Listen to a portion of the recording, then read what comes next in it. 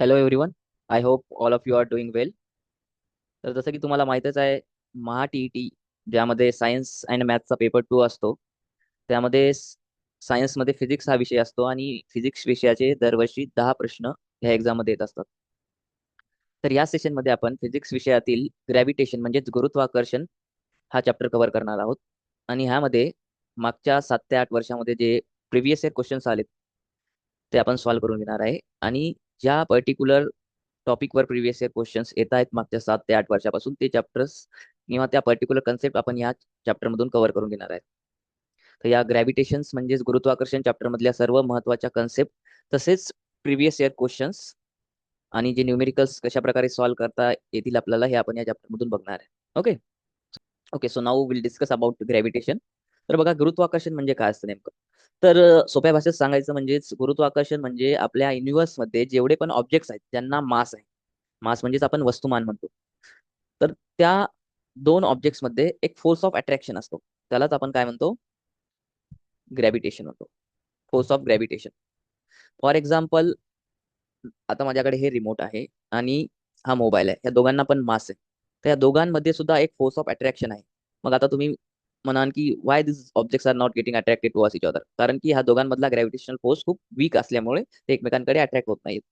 आणि या दोघांमधला आणि अर्थमधला ग्रॅव्हिटेशनल फोर्स म्हणजे इंडिव्हिज्युअल मोबाईल आणि अर्थमधला ग्रॅव्हिटेशनल फोर्स जास्त असल्यामुळे this mobile is getting attracted towards the earth. Okay. तर हे जे फोर्स ऑफ ग्रॅव्हिटेशन आहे, ह्या काही गोष्टींवर डिपेंड असतो, ते आपण डिस्कस करणार आहे. सुरुवातीला एवढंच लक्षात ठेवायचं आहे तुम्हाला की ग्रॅव्हिटेशन म्हणजे युनिव्हर्समध्ये जेवढे पण ऑब्जेक्ट्स आहेत ज्यांना मास आहे, वस्तुमान आहे, त्या दोघांमध्ये एक फोर्स ऑफ अट्रॅक्शन फील करतात. ते that force is nothing but gravitation. तर दैनंदिन उदाहरणांमध्ये यामध्ये आपण बघणार आहे, when you drop an apple earth gravity pulls it downward. आपल्याला माहिती आहे, म्हणजे एखादा ऍपल जो आहे तो अर्थकडे अट्रॅक्ट होतो ज्यावेळेस तो डिटॅच होतो त्याच्या ब्रँच पासून. तर का होते, बिकॉज ऍपलला पण मास आहे आणि अर्थला पण मास आहे, तर ह्या दोघांमध्ये फोर्स ऑफ ग्रॅव्हिटेशन आहे. आणि अर्थचं मास खूप जास्त असल्यामुळं that apple is getting attracted towards the earth. Okay. तर मासमुळे हा पर्टिक्युलर फोर्स एक्सपिरियन्स होतो. तर बघूया आपण फोर्स कोणकोणत्या फॅक्टर्सवर डिपेंड करतो. ओके. तर हा ग्रॅव्हिटेशन फोर्स जो आहे तो डिपेंड करतो दोन ऑब्जेक्ट्सच्या मासवर आणि त्या दोघांमधल्या डिस्टन्सवर सुद्धा. त्याच्यासाठीच न्यूटनने एक लॉ दिलाय, that law is nothing but Newton's law of Newton's universal law of gravitation. आपण बघणार आहे what is Newton's universal law of gravitation. तर हा लॉ सांगतो की the object in the universe attracts every other object with a force that is directly proportional to the product of their masses and inversely proportional to the square of the distance between them. ह्याचा meaning असा आहे की universe मध्ये every object attracts every other objects. म्हणजे for example, हा object 1 आहे आणि दुसरा एक ऑब्जेक्ट आहे, कोणती पण एक वस्तू ज्याला वस्तुमान आहे आपण म्हणू. तर या दोघांमध्ये एक फोर्स आहे, राईट. हा सेंट्रल फोर्स असतो आणि हे दोघं एकमेकांना अट्रॅक्ट करतात.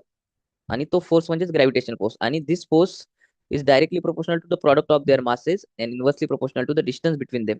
म्हणजे या दोघांमध्ये त्यांच्या सेंटर पासून आपण जे डिस्टन्स मेजर करणार तर त्याला डी म्हणणार.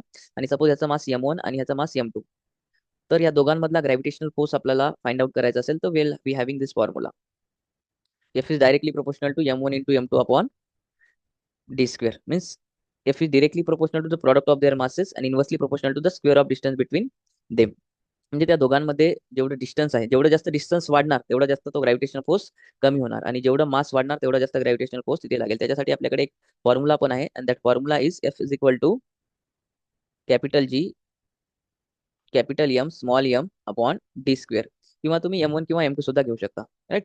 तर इथं कॅपिटल M म्हणजे फॉर एक्झाम्पल आपण एखादा, सपोज ही अर्थ आहे, सपोज अर्थचा मास कॅपिटल M आहे आणि हे ऍपल आहे, राईट. आणि ऍपलचा मास सपोज स्मॉल m आहे. तर या दोघांमधला जर ग्रॅव्हिटेशनल फोर्स फाइंड आउट करायचा असेल आपल्याला तर will be using this formula F is equal to capital G capital M small m upon D square. किंवा हा पण फॉर्म्युला तुम्ही यूज करू शकता. इथं आपण प्रोपोर्शनॅलिटी साइन काढून कॅपिटल G यूज केलाय, where capital G is universal gravitational constant. त्याची जी व्हॅल्यू असते that is 6.67 into 10 to the power -11 newton metre square per KG square. हे युनिट पण तुम्ही लक्षात ठेवा. आणि F म्हणजे ग्रॅव्हिटेशनल फोर्स असतो. त्याच्यानंतर M म्हणजे त्यांचे मासेस आणि D म्हणजे त्यांच्या दोघांमधला डिस्टन्स. तर इथे आपल्याला लक्षात ठेवण्याचा पॉईंट हा आहे की हा जो ग्रॅव्हिटेशनल फोर्स असतो हा डायरेक्टली प्रोपोर्शनल असतो दोन ऑब्जेक्टच्या मासवर. म्हणजे मास जर वाढलं एखाद्या ऑब्जेक्ट सुद्धा तर ग्रॅव्हिटेशनल फोर्स वाढणार. आणि इन्व्हर्सली प्रोपोर्शनल असतो डिस्टन्सला. म्हणजे डिस्टन्स जर त्या दोघांमधलं इन्क्रीज झालं तर ग्रॅव्हिटेशनल फोर्स कमी होणार. फॉर एक्झाम्पल, इथे एक ऑब्जेक्ट आहे, आपण सपोज म्हणून हे ऍपल आहे एखाद्या झाडावर आणि ही अर्थ आहे. तर या दोघांमधलं डिस्टन्स जसं जसं वाढत जाणार, आता सपोज हा ऍपल इथे आहे 1 मीटर डिस्टन्सवर, नंतर सपोज ऍपल वर कुठेतरी ठेवला आपण बिल्डिंगवर नेऊन सपोज 100 मीटर डिस्टन्सवर, तर हा ग्रॅव्हिटेशनल फोर्स काय होणार या दोघांमधला कमी कमी होत जाणार. म्हणजे जसं हाईट इन्क्रीज होणार, जसं डिस्टन्स इन्क्रीज होणार, ग्रॅव्हिटेशनल फोर्स कमी होणार. पण या ऍपलचं मास वाढलंय, सपोज 2 kg वरून 3 kg झाला, तर मास जर वाढलं तर ग्रॅव्हिटेशनल फोर्स वाढणार. ही गोष्ट आपल्याला इथे लक्षात ठेवायची. Okay okay. आता आपण डिस्कस करणार आहे free fall and acceleration due to gravity. Free fall म्हणजे मुक्त पडणे. ओके. आणि ऍक्सलेरेशन ड्यू टू ग्रॅव्हिटी म्हणजे गुरुत्वाकर्षणाचे त्वरण जे असतं त्याला आपण म्हणणार.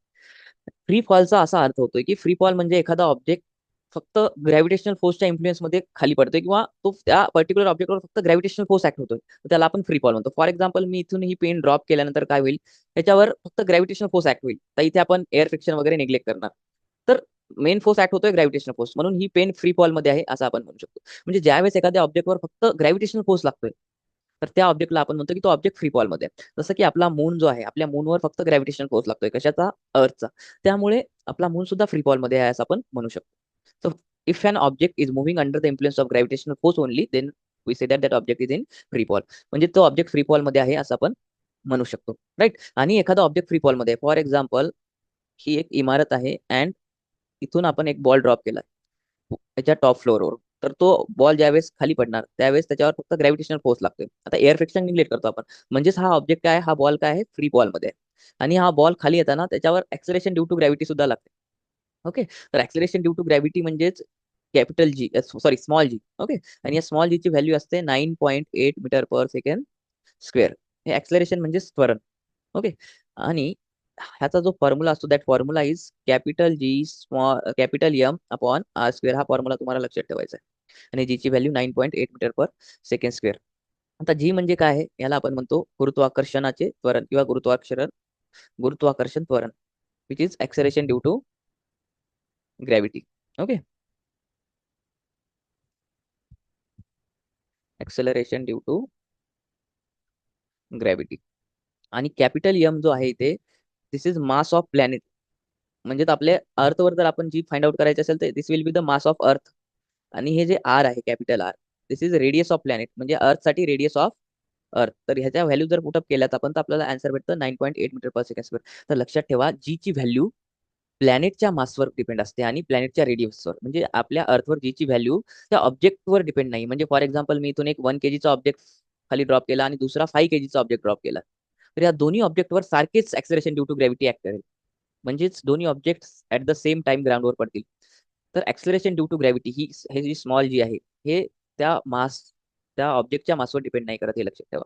It depends only the mass of the planet and radius of the planet. Okay. तर लक्षात ठेवा, इथून 1 kg आणि 5 kg चे दोन्ही जर ऑब्जेक्ट आपण एकदा ड्रॉप केलेत, तर दोन्ही सायमल्टेनियसली खाली ग्राउंडवर पडतील. असं नाही होणार की 5 kg चा लवकर पडेल आणि 1 kg चा थोडं उशिराने पडेल. ओके. सो लक्षात ठेवायचं आपल्याला की स्मॉल जी ची व्हॅल्यू प्लॅनेटच्या मासवर आणि रेडियसवर डिपेंड करते. ओके. हा फॉर्म्युला लक्षात ठेवा आणि त्याची व्हॅल्यू.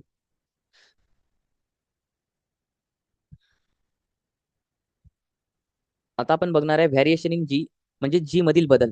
आता ही जी जी ची व्हॅल्यू आहे, आता मी याची तुम्हाला व्हॅल्यू सांगितली, अर्थच्या सरफेसवर याची व्हॅल्यू आहे 9.8 metre per second square, right. म्हणजे आपल्या सरफेसवर ऍव्हरेज व्हॅल्यू जी आहे अर्थच्या सरफेसवर, that is 9.8 metre per second square. पण आपण अर्थ पासून जर वर गेलो, सपोज आपण 100 किलोमीटर 200 किलोमीटर असं वर जात गेलो, तर जी ची व्हॅल्यू मी तुम्हाला काय सांगितलं, जसं जसं आपण वर जाणार हाईट नुसार जी ची व्हॅल्यू, म्हणजेच अल्टिट्यूडमुळे, उंचीमुळे त्याची व्हॅल्यू काय होणार, कमी होणार. As we go up, value of G decreases. आणि खोलीमुळे सुद्धा व्हॅल्यू डिक्रीज होते. लक्षात ठेवा, जसं जसं आपण खाली जाणार, अर्थच्या सेंटरकडे जाणार, तरी पण याची जीची व्हॅल्यू काय होणार, कमी होणार. ही गोष्ट लक्षात ठेवायची तुम्हाला. आणि सेंटरला जीची व्हॅल्यू 0 असते. अर्थच्या सेंटरला जीची व्हॅल्यू काय असते, 0 असते. आणि अर्थच्या शेपमुळे सुद्धा काय होणार आहे, या जीच्या व्हॅल्यू मध्ये काही फरक पडतो. ओके. तो फरक कसा पडतो मी सांगतो. आपली अर्थ जी आहे ही, आपली अर्थ टोटल स्पेअर नाहीये, ही अर्थ थोडीशी काय आहे, आपली बल्ज आहे. म्हणजे कशा प्रकारे मी तुम्हाला सांगतो, अशा प्रकारे, राईट. थोडी अंडाकृती म्हणू शकतो आपण. तर इथे काय होतं, हे जे आहे याला आपण, this is equatorial radius and this is polar radius, right. तर ही इक्वेटोरियल रेडियस जी आहे थोडीशी जास्त आहे, and this one is polar radius. ही वाली काय आहे, पोलार रेडियस. तर इथे एक अजून गोष्ट तुम्हाला लक्षात ठेवायची की जी ची व्हॅल्यू पोलवर, so these are our poles, okay, हे नॉर्थ पोल, साऊथ पोल, इथे मॅक्झिमम असते. जी ची व्हॅल्यू काय असते, मॅक्झिमम, कारण की डिस्टन्स कमी आहे. डिस्टन्स कमी म्हणजे जी ची व्हॅल्यू जास्त सेंटर पासून. आणि डिस्टन्स जास्त म्हणलं तर जीची व्हॅल्यू कमी. So जीची व्हॅल्यू कुठे मॅक्झिमम आहे? पोलवर. आणि हे जे इक्वेटर आहे, दिस इज आवर इक्वेटर. तर जीची व्हॅल्यू इक्वेटरवर काय असते? मिनिमम असते. हे पण तुम्हाला लक्षात ठेवायचं. ओके, तर मी ते काय गोष्ट काय सांगितलं इथे, the value of g. Question येऊ शकतो, व्हॅल्यू ऑफ जी कुठे मॅक्झिमम असते? Value of g is maximum at poles and minimum at the equator. ही गोष्ट तुम्हाला लक्षात ठेवायची. आणि हे शेपमुळे होतं, अर्थच्या शेपमुळे. ओके. आणि इथे जसं जसं आपण इक्वेटर कडून पोलकडे जाणार, जीची व्हॅल्यू काय होणार आहे? वाढणार आहे. ओके, तर I hope you have understood this. तर उंचीमुळे सुद्धा जीची व्हॅल्यू कमी होते, जसं जसं वर जाणार आणि खाली जसं जाणार अर्थच्या, आपण तरी पण म्हणजे अर्थच्या सेंटरकडे जसं जाणार तरी पण जीची व्हॅल्यू काय होणार आहे? कमी होणार आहे. आणि value of G at the centre of earth is 0. Okay, ह्या गोष्टी तुम्हाला इथे लक्षात ठेवायच्या. तर आता आपण एक खूप महत्वाची कन्सेप्ट शिकणार आहे, that is equation of motion under free fall. तर ह्यामध्ये काय होतं, ह्यावर खूप सारे क्वेश्चन्स आलेत. मागच्या 5-6 वर्षामध्ये या पर्टिक्युलर कन्सेप्टवर खूप क्वेश्चन विचारले गेलेले आहेत. तर ह्यामध्ये आपण शिकणार आहे की equation of motion under free fall म्हणजे याचा मिनिंग आहे, बघा सांगतो तुम्हाला इथे. तुम्हाला इक्वेशन्स सुरुवातीला माहिती असायला पाहिजेत, इक्वेशन्स ऑफ मोशन.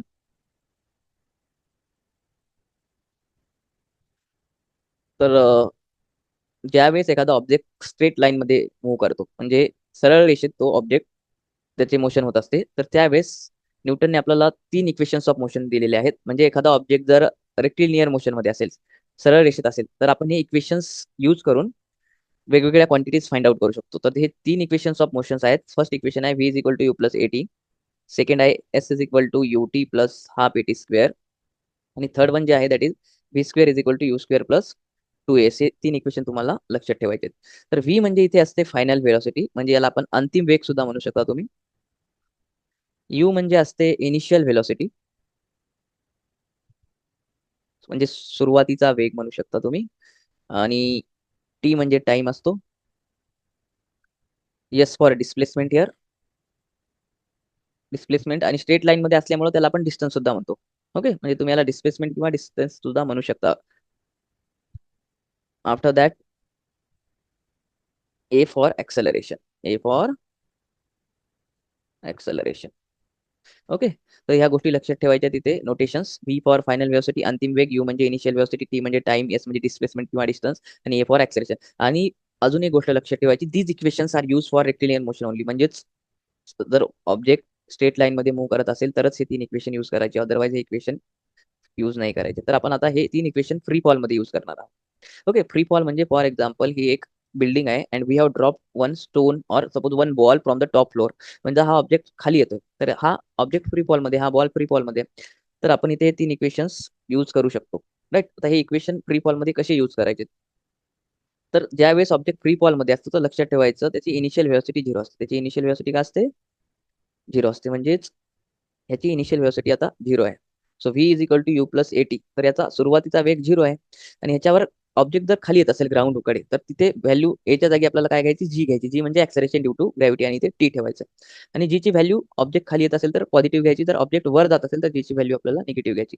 तर इथे इक्वेशन भेटतंय आपल्याला 0 प्लस जी टी, म्हणजे v is equal to g T.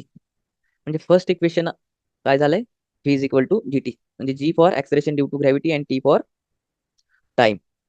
Okay, म्हणजे हे फ्री फॉल मध्ये फर्स्ट इक्वेशन आपल्याला मोशनचं हे भेटलं, v is equal to g t. आता सेकंड इक्वेशन काय होईल बघा. Second equation s is equal to U T plus half A T square.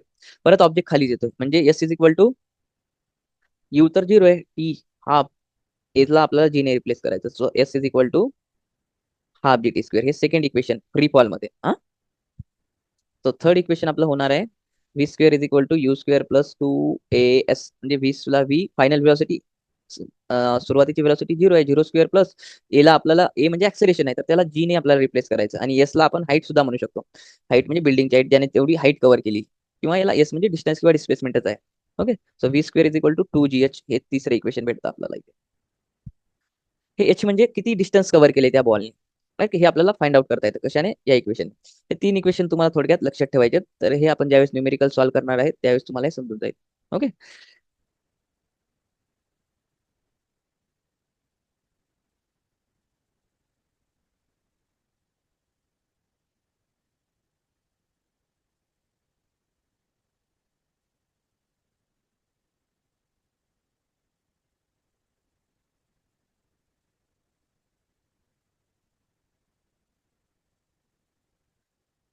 आता दुसरी खूप महत्वाची कन्सेप्ट आपण बघणार आहोत, that is mass versus weight. Understanding the difference between mass and weight. बघा, तर मास म्हणजेच मराठीमध्ये आपण त्याला वस्तुमान म्हणतो आणि वेट म्हणजेच वजन असतं. ओके, सो मास म्हणजे amount of matter contain in an object. एखाद्या वस्तूमधील पदार्थाच्या मात्रेला आपण काय म्हणतो? मास म्हणतो. आणि वेट म्हणजे काय? वजन. Force exerted by gravity on mass. Weight हे एक प्रकारचा फोर्स आहे, लक्षात ठेवा. वेट म्हणजे एक फोर्स आहे, gravitational force. Weight is nothing but gravitational force. म्हणजे वेट हे ग्रॅव्हिटेशनल फोर्स आहे. ज्या फोर्सने अर्थ एखाद्या ऑब्जेक्टला स्वतःकडे ओढते त्याला आपण वेट म्हणतो. म्हणजे या रिमोटला मी इथून जर सोडलं तर अर्थ स्वतःकडे पुल करेल. आणि कशामुळे पुल करेल? कारण याच्यावर ग्रॅव्हिटेशनल फोर्स लागतोय. मग जेवढा ग्रॅव्हिटेशनल फोर्स लागतो तेवढंच याचं वेट, तेवढंच या रिमोटचं वेट. तर लक्षात ठेवा, मास आणि वेट ह्या टोटली डिफरंट कन्सेप्ट आहेत. मास म्हणजे काय? त्या ऑब्जेक्टमध्ये किती मॅटर आहे. म्हणजे आता सपोज हे प्लॅस्टिकचं बनलेलं रिमोट आहे, ह्याच्यामध्ये किती प्लॅस्टिक आहे, तर याला त्याला आपण त्याचा मास म्हणणार आहे की नाही. Amount of matter in an object, वस्तूतील पदार्थाची मात्रा. आणि दुसरी गोष्ट, हे वेट जे आहे, सॉरी, मास जे आहे स्केलर क्वांटिटी आहे. म्हणजे हिला फक्त मॅग्निट्यूड डायरेक्शनची गरज नसते. ओके, म्हणजे आपण फक्त 1 kg 2 kg असं मेजर करतो, इकडच्या डिरेक्शन मध्ये तिकडच्या डिरेक्शन मध्ये असं मेन्शन नाही करत. आणि हे मास युनिव्हर्स मध्ये सगळीकडे सारखंच असतं आणि याचा एसआय युनिट किलोग्राम आहे. आणि बीम बॅलन्स मध्ये मेजर करतो. तर युनिव्हर्स मध्ये कुठे पण जा, मास चेंज होत नाही, वेट चेंज होतं. कारण वेट म्हणजे ग्रॅव्हिटेशनल फोर्स आहे. ओके, तर मास चेंज होतं का? नाही. सपोज तुमचा मास इथे 2 kg आहे, कुठं? अर्थवर. तर मूनवर गेला तरी तुमचा मास 2 kg असेल. वेनसवर गेलात, कोणत्या पण मार्सवर गेलात, कुठं पण गेला तर युनिव्हर्समध्ये तुमचा मास किती असणार आहे? 2 kg. हे चेंज होणार नाही. ही कन्सेप्ट लक्षात ठेवायची आहे तुम्हाला इथे. दुसरी गोष्ट, ही याचं एसआय युनिट आहे किलोग्राम. ओके, आणि ही स्केलर क्वांटिटी आहे. कशी? Scalar quantity. वेट बघा, वेट म्हणजे मी आता सांगितलं, it is nothing but a force exerted by earth on any object, और we can say the gravitational force exerted by our earth. म्हणजे आपल्या अर्थ एखाद्या ऑब्जेक्टवर जो ग्रॅव्हिटेशनल फोर्स लावते त्याला काय म्हणतो आपण? त्याचं वेट म्हणतो. आणि ही वेट ही वेक्टर क्वांटिटी आहे. हे चेंजेस विथ लोकेशन. मूनवर वेगळंच असणार आहे, आता ते किती असणार आहे आपण बघणार आहे. राईट, तो प्लेस टू प्लेस चेंज होतो. याचं एसआय युनिट न्यूटन आहे. एक्झाम मध्ये खूपदा विचारले पण गेलेलं आहे. याचं एसआय युनिट काय आहे? न्यूटन. आणि याचा फॉर्म्युला लक्षात ठेवायचा आहे तुम्हाला. वेट काढायचा असेल तर mass into acceleration due to gravity. Okay, so W for weight, M for mass, and G for acceleration due to gravity. तर अर्थवर तर तुम्हाला माहिती आहे ऍक्सेलरेशन ड्यू टू ग्रॅव्हिटीची व्हॅल्यू 9.8 आहे. राईट, म्हणजे सपोज मी तुम्हाला सांगितलंय की 2 kg ऑब्जेक्ट आहे, ह्याचं अर्थवर वेट काढा. तर तुम्ही काय करणार? तुम्हाला फॉर्म्युला माहिती आहे, मास. मास म्हणजे किती आहे? तर 2 kg सांगितलं मी. आणि जी किती आहे अर्थवर? 9.8. तर याचं वेट किती असेल? 19.6 न्यूटन. याचा युनिट काय वेटचं? न्यूटन. त्याचं वेट असणार आहे 19.6 न्यूटन. सिम्पल. ओके, तर अशा प्रकारे आपण काय करू शकतो? वेट पण एखाद्या ऑब्जेक्टचं फाइंड आउट करू शकतो. आणि वेट ही वेक्टर क्वांटिटी, याला मॅग्निट्यूड पण असतं आणि डिरेक्शन पण असतं. ओके, आणि याचा युनिट काय लक्षात ठेवायचं? न्यूटन.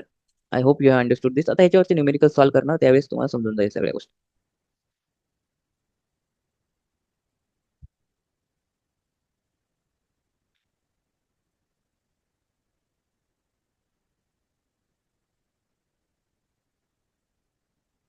बघा, आता मूनवर आपलं वेट काय असेल? तर बघा, मी आता सांगितलं की आपलं मास सगळीकडे सेम असतं.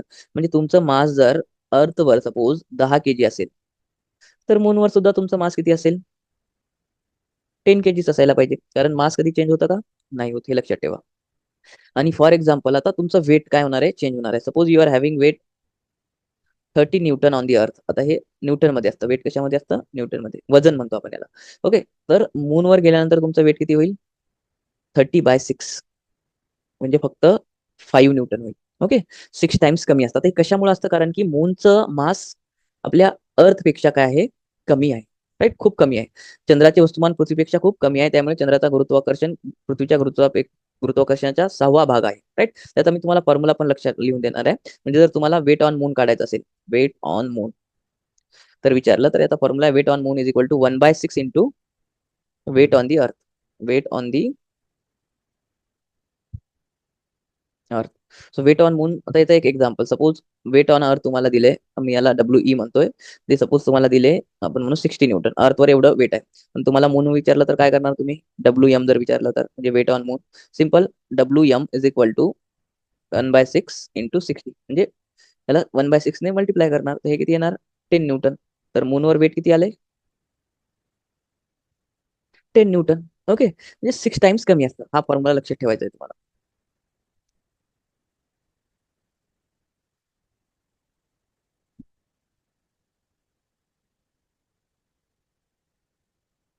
फॉर एक्झाम्पल, अजून मी तुम्हाला सांगितलंय, सपोज मी तुम्हाला दिलंय एखाद्या ऑब्जेक्टचं मास सपोज 1 kg आहे.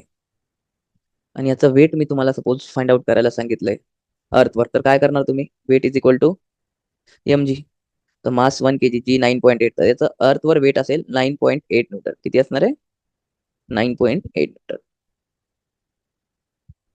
आणि मूनवर याच्या 6 टाइम्स कमी. Okay, I hope you have understood दिस.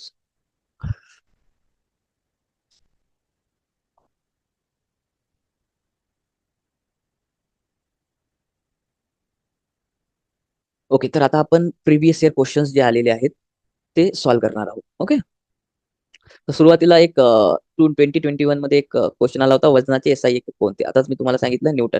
म्हणजेच what is SI unit of weight? So we know that SI unit of weight is newton. Kilogram हे कशाचे एसआय युनिट आहे? मासचे एसआय युनिट आहे. Okay, metre per second square हे acceleration म्हणजे त्वरण म्हणतो आपण, त्याचे एसआय युनिट आहे. कशाचे आहे? त्वरण. आणि आता हे न्यूटन पर मीटर स्क्वेअर हे कशाचे आहे? फोर्स अपॉन एरिया म्हणजे प्रेशरचे एसआय युनिट आहे. कशाचे?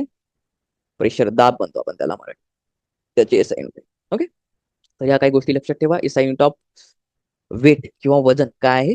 न्यूटन आहे. ओके, हे प्रेशरचा इथे जो फॉर्म्युला आहे that is F upon. Okay, तर आता आपण दुसरा महत्वाचा प्रश्न बघणार आहे. एक दगड इमारतीच्या छतावरून खाली सोडला व तो 1 सेकंदात तळाशी पोहोचला तर त्या इमारतीची उंची किती? बघा, एक इमारत आहे आणि याच्या टॉप फ्लोअरवरून एक दगड आपण खाली सोडला, त्याची उंची काढायची आहे आपल्याला. तर मी तुम्हाला सांगितलं हे मोशन जे आहे स्ट्रेट लाईन मध्ये म्हणजे लेफ्टिलिनियर आहे. तर यासाठी आपण 3 पैकी एक फॉर्म्युला यूज करू शकतो, right? V is equal to you plus A T. दुसरा फॉर्म्युला आपल्याकडे S is equal to U T plus half eighty square. आणि तिसरा फॉर्म्युला आहे V square is equal to you square plus 2as. तर आपल्याला याची हाईट फाइंड आउट करायची, म्हणजे ते डिस्टन्स, त्या ऑब्जेक्टने डिस्टन्स किंवा डिस्प्लेसमेंट किती कव्हर केले, राईट? म्हणजे ते हाईट फाइंड आउट करायची, तर आपल्याला एस फाइंड आउट करायचा आहे. ओके, आणि आपल्याला इथे दिलेला आहे टाइम. टाइम दिलाय तुम्हाला 1 सेकंड. ते हा ऑब्जेक्ट फ्री फॉल मध्ये आहे. एस फाइंड आउट करायचं तर फर्स्ट इक्वेशन यूज नाही करू शकत, कारण याच्यामध्ये एस नाहीये, राईट? तर दुसऱ्या याच्यामध्ये आहे का बघा बरं. दुसऱ्यामध्ये आहे आणि तिसऱ्यामध्ये पण आहे. पण तिसऱ्यामध्ये आपल्याला मिनिमम आपल्याला 3 व्हेरिएबल्स माहित पाहिजे, तर व्ही माहित नाहीये, त्यामुळे आपण सेकंड यूज करणार. बघा, सेकंड इक्वेशन आहे S is equal to U T plus half eighty square. आता हे फ्री फॉल मध्ये आहे, तर मी तुम्हाला आता सांगितलं येस म्हणजे काय? हाईट किती त्याने डिस्टन्स कव्हर केलं खाली पडेपर्यंत, म्हणजे त्याची ती इमारतीची हाईट. यू किती घेणार याच्या? 0 का? मी आताच सांगितलंय फ्री फॉल मध्ये यू 0 घ्यायचा नाही. हाफ. आणि ए म्हणजेच ऍक्सलरेशन ड्यू टू ग्रॅव्हिटी, ज्याला जी म्हणतो आपण. ओके, आणि टाइम 1 स्क्वेअर दिलाय, म्हणजे 1 दिलाय, 1 दिलाय ना. तर आन्सर काय येईल बघा? आन्सर येणार आहे आपलं हाफ इंटू जी ची व्हॅल्यू 9.8 आणि 1 चा स्क्वेअर. इथं पॉझिटिव्ह जी घ्यायचं जर ऑब्जेक्ट खाली येत असेल आणि वर जात असेल तर निगेटिव्ह घेणार, लक्षात ठेवा. तर आन्सर येतोय 4.9 मीटर. तर या बिल्डिंगची हाईट काय असणार आहे? 4.9. ऑप्शन्स आय थिंक इथे रॉंग आहेत. ओके, एकदा. ओके, ठीक आहे, ऑप्शन आपण परत चेक करूया. ऑप्शन्स रॉंगच आहेत इथे. ओके, तर करेक्ट आन्सर येणार आहे इथे 4.9 मीटर. ओके, तर इथे कुठेतरी प्रिंट मिस्टेक झालेली आहे. सो आन्सर इज 4.9 मीटर, हे लक्षात ठेवा. तर हे कशा प्रकारे काढले? अजून आपण काही इक्वेशन याच्यावर सॉरी प्रॉब्लेम्स घेणार आहोत. ओके, तर हे लक्षात ठेवा. तर इथे नेहमी यू ची व्हॅल्यू काय घ्यायची? 0 घ्यायची. आणि एस म्हणजे हाईट घ्यायची. ठीक आहे, चला नेक्स्ट क्वेश्चन बघूया. बघा, आता दुसरा क्वेश्चन आहे आपल्याकडे. एका वस्तूचे पृथ्वीवर वस्तुमान 12 केजी आहे, तर ती वस्तू चंद्रावर नेली तर त्या वस्तूचे वस्तुमान किती होईल? वस्तुमान म्हणजे आपल्याला मास विचारले. काय विचारले? मास. तर वस्तुमान जर 12 केजी पृथ्वीवर असेल तर चंद्रावर न्या की कुठं पण न्या, त्याचे वस्तुमान किती असणार आहे? 12 केजीच असणार आहे. तर आन्सर काय येईल? 12 केजी. जर तुम्हाला त्याचे वेट विचारले असेल तर वेट 12 न्यूटन दिलं असतं, तर 6 न्यूटन झालं असतं कुठं? चंद्रावरती. इथं 12 केजीच असेल, कारण वस्तुमान कधीही चेंज होत नाही. हा 2020 मध्ये आलेला प्रश्न आहे. ठीक आहे, त्याच्यानंतर आपण बघणार नेक्स्ट क्वेश्चन. एक दगड इमारतीच्या छतावरून खाली वर 4 सेकंद पोहोचतो तर त्या इमारतीची उंची किती असेल? ओके, आता बघा, एक दगड इमारतीच्या छतावरून खाली कोसळण्यासाठी 4 सेकंद लागतात. हा पण 2016 मध्ये आलेला क्वेश्चन आहे. तर एच फाइंड आउट करायचं. इथे पण तुम्ही सेकंड इक्वेशन यूज करणार. S is equal to U T plus half A T square. U घेणार एच, एस म्हणजे एच. ओके, यू घेणार 0, टाइम घेणार 4 सेकंद, हाफ इंटू जी ची व्हॅल्यू तुम्हाला माहिती आहे 9.8. ए म्हणजेच काय? जी. आणि 4 सेकंद म्हणजे 4 चा स्क्वेअर. ओके, तर आन्सर येणार 0 प्लस हाफ इंटू 9.8. 4 चा स्क्वेअर किती होतो? 16 होतो. ओके, तर आन्सर काय येणार इथे? 4.9. हे दोन्ही आपण जर डिवाइड केले 9.8 ला इंटू 16. ओके, आता हे 0 झालंय. दिस इज 0. तर 4.9 इंटू 16 किती होणार बघा?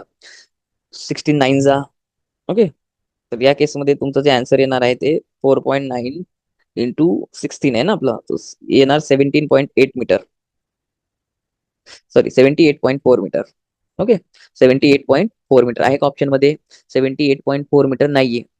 ठीक आहे, तर आपण याला सेंटीमीटर मध्ये करून बघू. 78.4 इंटू 10 करणार तुम्ही, तर आन्सर येते 784 सेंटीमीटर.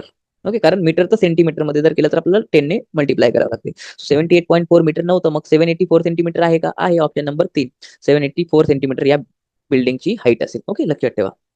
अशा प्रकारे आपल्याला सॉल्व्ह करायचं. तर मीटरचं सेंटीमीटर मध्ये सुद्धा तुम्हाला करता आलं पाहिजे, कारण 1 मीटर इज इक्वल टू किती सेंटीमीटर असतं? 100 सेंटीमीटर असतं. ओके, हे पण लक्षात ठेवा इथे.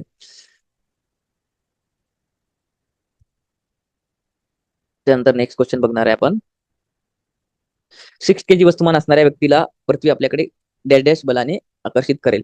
तर बघा, ज्याचं वस्तुमान 60 केजी आहे, म्हणजे मास 60 केजी आहे, तर त्याचं वेट किती असेल एवढंच विचारले तुम्हाला. तर weight is equal to mg. तुम्हाला माहिती आहे 60 केजी आहे, तर जी ची व्हॅल्यू किती सांगितली मी? 9.8 अर्थवर. तर 60 इंटू 9.8 588 न्यूटन येतं आन्सर. किती येतं? 588 न्यूटन. तर किती बलाने आकर्षित करते, म्हणजे बल म्हणजेच काय? वेट. ज्या बलाने एखादा ऑब्जेक्टला पृथ्वी आकर्षित करते त्याला आपण काय म्हणतो? वेट म्हणतो. तर आन्सर किती येणार? 588 न्यूटन. ओके, बघा, महा टी 2014 मध्ये अजून हा एक सेम क्वेश्चन आलेला आहे. जर एक चेंडू इमारतीच्या तळागाळावरून खाली सोडला तर तो 3 सेकंदात तळाशी पोहोचतो, तर त्या इमारतीची उंची किती? बघा, हा चेंडू आपण इमारतीच्या उंचीवरून परत खाली सोडला तर त्याला खाली यायला 3 सेकंद लागतात. किती लागतात? 3 सेकंद. तर त्या इमारतीची उंची किती? बघा, परत हाच formula S is equal to U T plus half eighty square. H काढायचं आहे. एस म्हणजे हाईट आपली, हे 0. टाइम किती येणार? 3 सेकंड. हे हाफ, परत जी ची व्हॅल्यू 9.8 आणि हे 3चा स्क्वेअर. राईट. आन्सर काय येणार? हे 0 कॅन्सल आउट करून टाका. राहिलंय काय आपल्याकडे? 0 प्लस 9.8 ला जर इथून केला तर 4 पॉईंट किती भेटणार तुम्हाला इथे? 9 इंटू 3चा स्क्वेअर 9. 4.9 इंटू 9 किती येतं? 9 9 जा 81. ओके, 9 4 जा 36. तो 36 प्लस 8 किती होणार? 44. 44.1 मीटर आहे का ऑप्शन मध्ये? आहे. राईट. तर बिल्डिंगची हाईट म्हणजे या इमारतीची हाईट किती येणार आहे? 44.1 मीटर. Okay, simple formula. फक्त इथं लक्षात ठेवा, फ्री फॉल मध्ये यू नेहमी 0 घ्यायचा आहे. टाइम जो दिला असेल तो घेणार. जीची व्हॅल्यू 9.8 घ्यायची, कारण अर्थ 9.8 असते आणि खाली पडताना पॉझिटिव्ह घेतो. ओके, आणि बाकी या गोष्टी पुटअप केला तर तुम्हाला इझिली आन्सर हे एसआय युनिट मध्ये आन्सर भेटतं. लक्षात ठेवा, नेहमी आन्सर एसआय युनिट मध्ये घ्यायचं. मीटर हे एसआय युनिट आहे. कशाचं? डिस्टन्सचं. ओके, तर अजून एक महत्वाची कन्सेप्ट आपल्याला बघायची, centripetal force and orbital motion.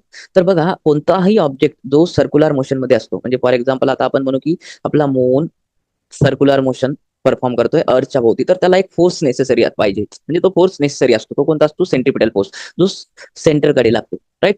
तर प्रत्येक ऑब्जेक्ट जो सर्क्युलर मोशन परफॉर्म करतो, that object requires one force. That force is non as centripetal force. ह्या सेंट्रिपिटल फोर्स शिवाय तो ऑब्जेक्ट सर्क्युलर मोशन मध्ये राहूच शकत नाहीये. आणि तो फोर्स लागतो सेंटरकडे, सर्कलच्या सेंटरकडे. म्हणजे फॉर एक्झाम्पल तो कुणीकडे लागणार? अर्थकडे. मूनचा कुणीकडे लागणार? अर्थकडे. आणि हा सेंट्रिपिटल फोर्स कोण प्रोव्हाइड करते? अर्थचा ग्रॅव्हिटेशनल फोर्स. तर सेंट्रिपिटल फोर्स जो आहे मून आणि अर्थ मध्ये जर विचारलं तर that is nothing but gravitational force, हे आपल्याला सांगता आलं पाहिजे. ओके, आणि त्याच्यानंतर लास्ट पॉईंट आपण बघणार आहे एस्केप व्हेलॉसिटी. एस्केप व्हेलॉसिटी म्हणजे आपल्याला मिनिमम किती व्हेलॉसिटीने, किती वेगाने एखादा ऑब्जेक्ट अर्थवरून बाहेर फेकावा लागेल, किंवा आपण म्हणू की अर्थवरून वरच्या दिशेला फेकावा लागेल, की तो आपल्या अर्थच्या ग्रॅव्हिटेशन फील्डच्या बाहेर जाईल.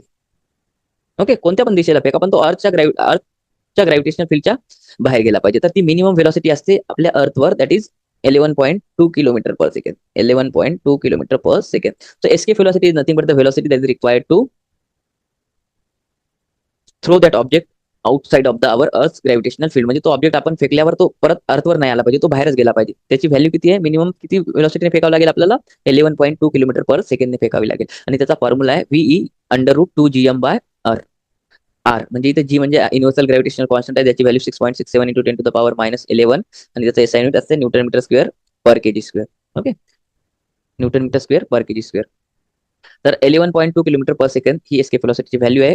M for mass of the planet, म्हणजे जिथं आपल्या अर्थचं मास, आणि R for radius of the planet. Okay, हा फॉर्म्युला तुम्हाला लक्षात ठेवायचा आहे. तर ह्या पूर्ण नोट्स मी तुम्हाला प्रोव्हाइड करणार आहे पीडीएफ फॉर्मॅटमध्ये. आय होप तुम्हाला